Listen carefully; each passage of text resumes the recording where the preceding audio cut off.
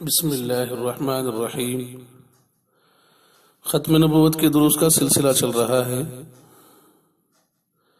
آج آپ حضرات کی خدمت میں قادیانیوں کی جعلی اصطلاحات کے بارے میں کچھ کہنا ہے۔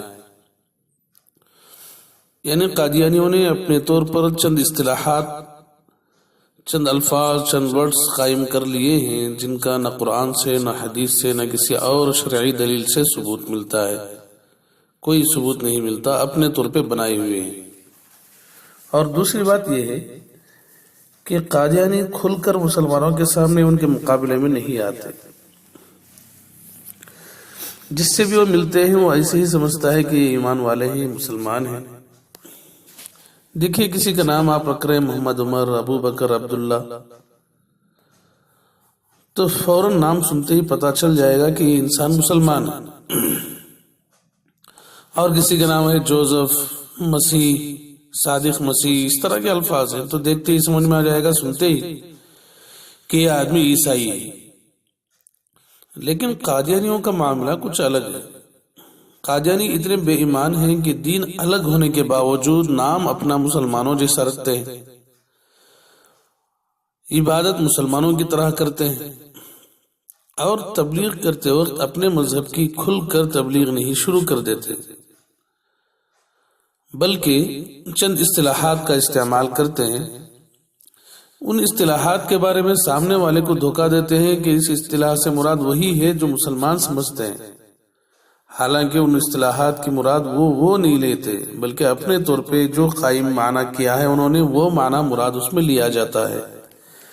تو جہاں بھی آپ کسی انسان کو دیکھیں کہ وہ مسلمان کے روپ میں اس طرح کے الفاظ استعمال کر رہا ہو تو اسے سمجھ لیں کہ یہ قادیانی ہے۔ ان اصطلاحات میں سے ایک ہے مسیح موعود۔ قادیانی لوگ اس لفظ کا زیادہ استعمال کرتے ہیں اور سامنے والے کو تاثر یہ دیتے ہیں کہ اس سے حضرت عیسیٰ علیہ السلام مراد ہے، لیکن یہ لوگ اس سے حضرت عیسیٰ علیہ السلام کو نہیں بلکہ مرزا غلام احمد قادیانی کو مراد لیتے ہیں۔ تو ایسے موقع پر ان سے یوں کہا جائے کہ تم عیسیٰ ابن مریم کا ذکر کرو، مسیح موعود کا لفظ نہ لو، تب وہاں وہ پکڑے جائیں گے۔ ایک اور اصطلاح استعمال کرتے ہیں ذلی بروزی نبی کا، بروزی نبی کی اصطلاح استعمال کرتے ہیں۔ ایک اصطلاح استعمال کرتے ہیں امتی نبی، اور ایک اصطلاح استعمال کرتے ہیں انعکاسی نبی۔ ان سب الفاظ کو بول کر وہ یوں مراد لیتے ہیں کہ قادیانی مستقل نبی نہیں بلکہ نبی کریم صلی اللہ علیہ وسلم کی اتباع کی برکت سے اس کو نبوت ملی، اس لیے اس کا نبی بننا ختم نبوت کے خلاف نہیں ہے۔ تو یہ الفاظ بول کر ان کی یہ مراد ہوتی ہے، حالانکہ یہ سراسر دھوکہ ہے۔ اسلام میں اس کی کوئی اصل نہیں، ان اصول کی کوئی اصل قرآن، احادیث اور اجماع اور قیاس میں کہیں بھی نہیں ہے۔ کسی امام نے، کسی فقیہ نے اس کا استعمال نہیں کیا ہے، ان کی اپنی بنائی ہوئی اصطلاحیں لوگوں کو دھوکہ دینے کے لیے۔ تو جہاں بھی آپ سنیں کہ اس طرح کے الفاظ استعمال کیے جا رہے ہیں تو فوراً سمجھ لیں کہ یہ قادیانی ہے۔ اسی طرح یہ لوگ لفظ احمد استعمال کرتے ہیں، اور احمد سے مراد غلام احمد کو لیتے ہیں، حالانکہ اس کا نام تو غلام احمد ہے، اور احمد جو قرآن شریف میں آیا ہے اس سے محمد صلی اللہ علیہ وسلم مراد ہے، مگر یہ نالائق احمد سے غلام احمد کو مراد لیتے ہیں۔ اسی طرح کا احمدی لفظ استعمال کرتے ہیں۔ یہ لفظ وہ 1900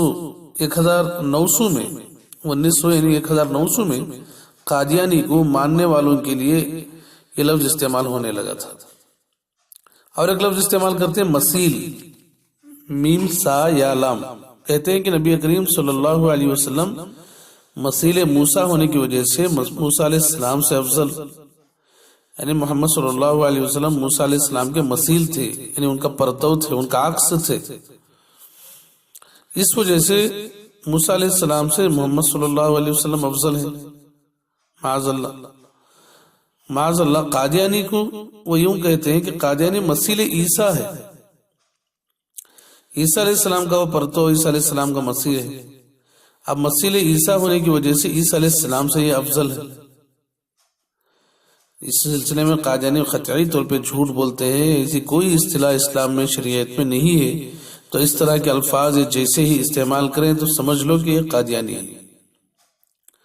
اسی طرح کا ایک لفظ استعمال کرتے ہیں مامور، اس کا معنی ہے حکم دیا ہوا، مگر قادیانی اس سے مراد منصب نبوت کو لیتے ہیں، یعنی احمد مرزا غلام احمد مامور من اللہ ہے، یعنی تبلیغ کا اسے حکم دیا گیا ہے، نبی اسے بنایا گیا ہے، نعوذ باللہ من ذالک۔ اس طرح کے الفاظ استعمال کرتے ہیں تو عام آدمی وہ یوں سمجھتا ہے کہ پکے مسلمان ہیں، مگر حقیقت میں وہ مسلمانوں کو دھوکہ دینے کے لیے ان الفاظ کا استعمال کرتے ہیں اور اپنے دین کو چھپانے کے لیے اپنے ان الفاظ کا استعمال کرتے ہیں۔ تو فوراً ہوشیار ہو جائیں جب ان الفاظ کو سنا جائے۔